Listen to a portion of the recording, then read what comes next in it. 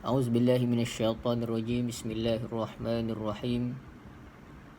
Rabbi shrah li sadri wa yassir li amri wahlul 'uqdatam min lisani yafqahu qawli. Qala Nabi sallallahu alaihi wasallam, ballighu anni walau ayah. Sampaikanlah dariku walaupun sepotong ayat.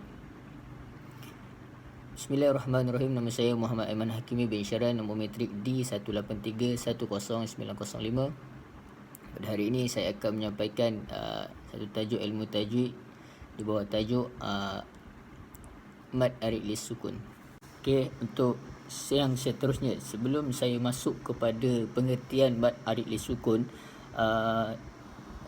mad arid lis sukun ini dia merupakan salah satu hukum yang penting yang perlu kita fahami dalam apabila kita mempelajari ilmu tajwid. Kerana apa? Mad arid lis sukun ni dia berhubungan dengan panjang dan pendeknya sebuah bacaan tersebut, di mana mad arid lis sukun ini dia merupakan bahagian daripada salah satu hukum yang ada dalam mad far'i. Okey, saya masuk kepada pengertian mad arid lis sukun. Untuk perkataan arid daripada segi bahasa, ia bermaksud yang mendatang. Di mana manakala lis sukun pula adalah kerana ia sukun. Ini kerana mad ini terjadi kerana adanya sukun yang didatangkannya. Okey, untuk mad arid lis sukun daripada yang maksudnya daripada segi istilah pula adalah mad arid lis sukun ini ialah mad yang terjadi apabila berlaku disebabkan pertemuan huruf mad dengan sukun yang terhasil akibat ia waqaf. Untuk yang seterusnya, saya masuk kepada contoh mad arid lis sukun. Saya ambil daripada surah Al-Fatihah supaya dia nampak lebih mudah. Kalau kita lihat dalam slide ini, di mana bahagian yang saya highlightkan itu adalah di mana berlakunya mad arid lis sukun. Kalau kita lihat contoh dekat sini, alamin, ar-rahim, ad-din, nasta'in, al-mustaqim, ad-dallin. Okey. Kita lihat di sini setiap huruf akhir sebelumnya ada huruf mad, iaitu alif, waw dan ya.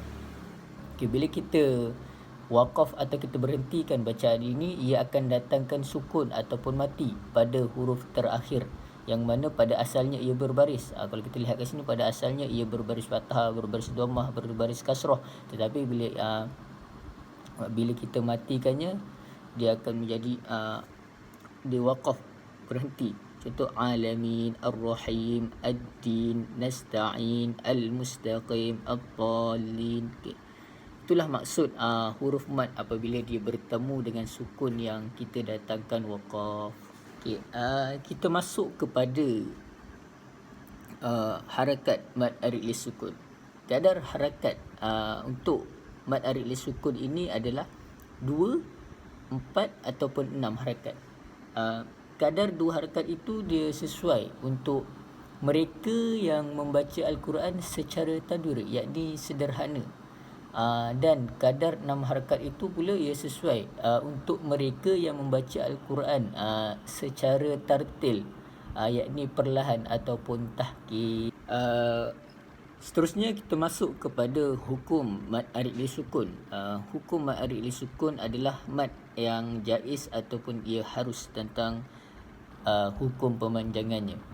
Ini kerana mad arid lis sukun ini ia perlu dibaca dengan 2, 4 ataupun 6 harakat di sisi qura'.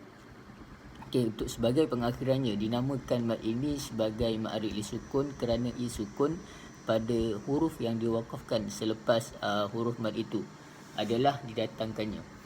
Jelasnya kalau kita lihat kat sini, sukun itu datang kerana tujuan wakaf, yakni memberhentikan sesuatu bacaan tersebut. Sedangkan jika dia diwasalkan, ianya dipanjangkan dengan kadar mad asli sahaja. Sekian daripada saya, wabillahi taufiq wal hidayah. Wassalamualaikum warahmatullahi wabarakatuh.